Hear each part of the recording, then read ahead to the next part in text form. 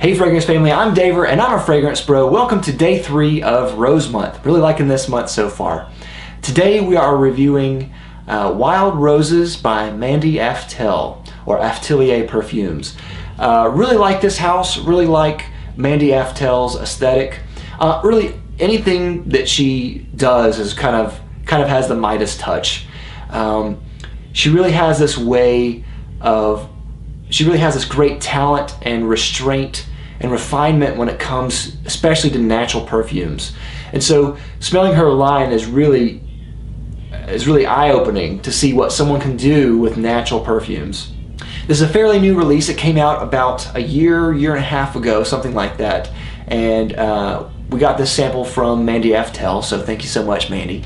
And I smelled it then, loved it, and I still love it. The name itself is kind of a giveaway for what this is. Wild Roses.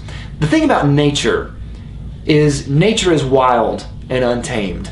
And you go to these places, whether it's your backyard or in the woods or to a park or just some wilderness somewhere, and it's completely untamed. But you go there and you find underneath the apparent wildness, there's beauty. And Aftelier could have really gone photorealistic in a way, and could have gone wild in her composition and made something that it looks like you see in the wild. You know, looks like a mess. And it could have been a mess, but it's not. It seems like more like Mandy Aftelier stopped to smell the roses in a sense. You know, that like she passed by something wild and then smelled it to see what it was really like underneath the wildness. And she found the beauty underneath that. So on the scent itself, performance is really good on this, like really good.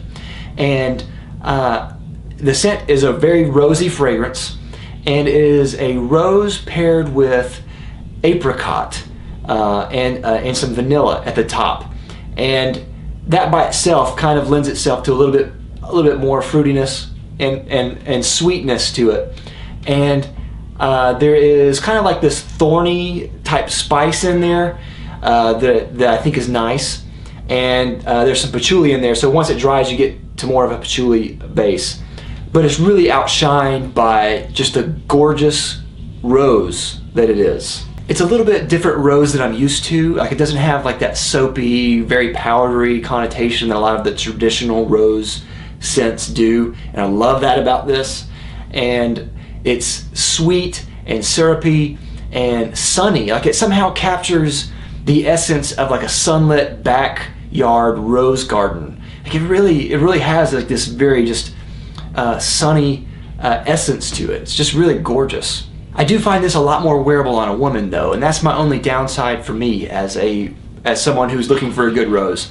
I think this is gorgeous on a woman. So I checked with my wife to see what she thought, and she didn't like this. She didn't like it at all. So I guess I won't be getting it for her. But as a rose scent, I think it's, so far in the month, it's the most amazing one yet. It really kind of smells like you're burying your nose in the petals of a rose that you smell out, you know, on a walk.